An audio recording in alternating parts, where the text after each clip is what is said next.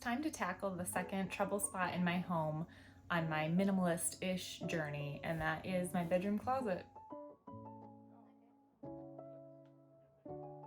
So as I've mentioned in previous videos, I live in a smaller house, 2 beds, 2.5 baths, and only 3 closets in the entire house. My bedroom closet I share with my husband. It's fairly small, but then again, so is our bedroom, so is our house.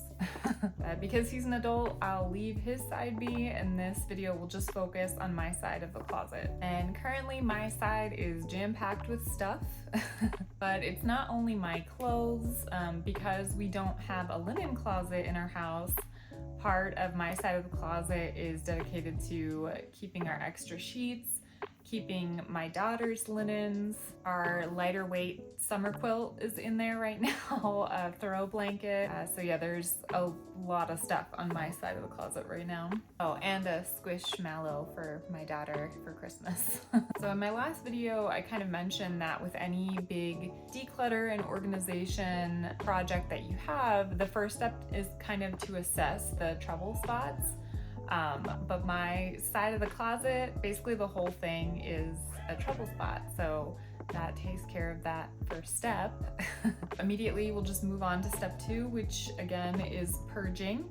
And there's definitely a lot that could be purged out of my closet. I haven't really gone through it since I've had my daughter, just because I don't know if I really need to explain. It's really just for the obvious reason that trying to do things like that is like trying to swim through molasses when you have a baby or toddler. So I started off purging. First, I went through everything that was currently in my closet, and I started 3 piles. One pile was for garbage. The second pile is things that I could try to resell, and then the third pile are things that I know are gonna go to Goodwill right off the bat. The straight to garbage pile, it's stuff like, you know, like old underwear that you really shouldn't try to resell or, you know, give to Goodwill. But then there's some stuff that I have that's like nicer name brand things, so those things I can try to resell.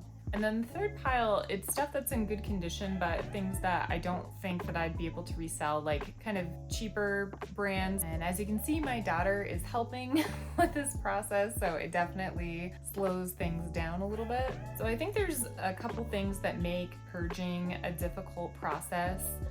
One is the guilt that you can feel from, you know, getting rid of things that you might have purchased recently or things that might have been really expensive.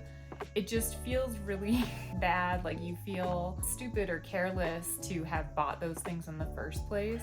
And then secondly, this is, at least in my own personal experience, I always fear that I'm going to make a misstep. Like the second that I give away an article of clothing, I'll all of a sudden realize like how I could have pulled that off perfectly, or, you know, what kind of outfit I could have put together. And then third, sentimentality, especially when it comes to my daughter's clothing, or even just old gear and old linens. I find it really hard when, you know, I go through her stuff that she's aged out of, to get rid of those outfits. It's a really difficult thing. But I feel like there's actually kind of an easy solution to all 3 of these purging hurdles. And that is when things are no longer in sight. Honestly, they're usually no longer in mind either. I think it's just kind of like how humans work. Like, at least in my case, I can guarantee the purging process is when I actually feel the most pain, not afterward when the item is already out of my closet or out of my house. It's the time right before I give up an article of clothing that I feel kind of the most anxiety and grief and fear over, you know, potentially losing this piece of clothing forever. But once I've made the decision to get rid of something and it's out of my closet and out of my house, 9 times out of 10, it's out of my head too.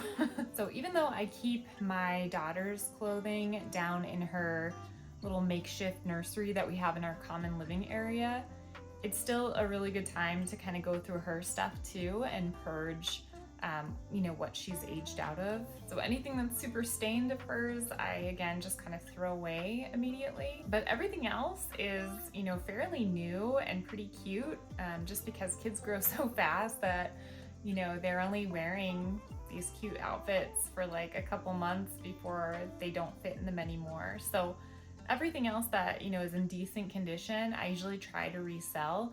We have a store in the Denver metro area called Once Upon a Child. So I usually take stuff down to them to try to resell it. So once the purge is completed, then I start step 3, which is organizing all the clothing that remains. So I bought these 2 cube organizer units from Target when I first moved into my house because I knew that our bedroom was too small to have dressers for my husband and I. So these little cube organizers fit almost like perfectly inside of our closet. They work pretty well, and I bought some fabric bins also from Target from their Bright Room brand, and they fit, you know, perfectly inside the organizer. So I have like my underwear, my socks, my workout tops, and my cold weather accessories in one of them. In my bottom bin, I have all of my bottoms. And then I have all of our linens. As I said, we don't have a linen closet, so extra sheets and towels and things like that in the third one. And then I have all of my baby's linens in this other little fabric basket that I also got from Target.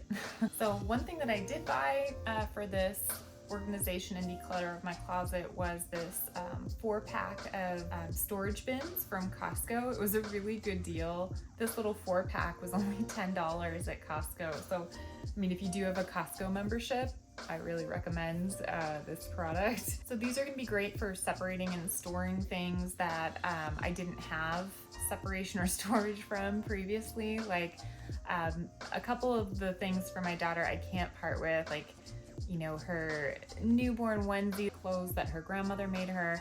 I can't get rid of those things. So these little bins work perfectly for storing that kind of a thing. And then also I need to bring in my winter wardrobe pieces that I've been storing. It's getting more consistently cold every day in Colorado, so it's time to bring those stored winter wardrobe pieces back out. So the purge earlier was a huge help because now there's a lot more room for those items. I feel like in winter, you know, your closet and wardrobe just kind of swells because I don't feel like you know, actually store warm weather pieces of clothing. They, you know, are still useful with layering and things like that. So yeah, now I have much more room for that winter swelling. So after purging and reorganizing, my side of the closet is much, much more manageable.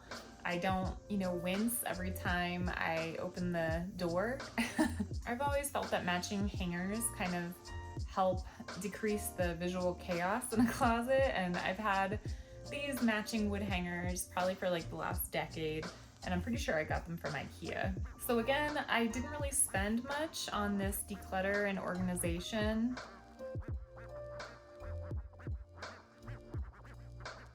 Really the only new thing that I bought was the 4-pack of storage containers from Costco. So just like in my last video when I organized trouble spots in my kitchen, really the biggest help to making everything look orderly was purging. Like, if you get rid of enough stuff, it's super easy to organize what you have left. So I hope you enjoyed watching me tackle this second trouble spot in my home. I still have plenty more areas in my house that I need to declutter and organize on a budget on my minimalist-ish journey. I hope you guys join me for that. Please like and subscribe, and I'll see you in the next video. Bye.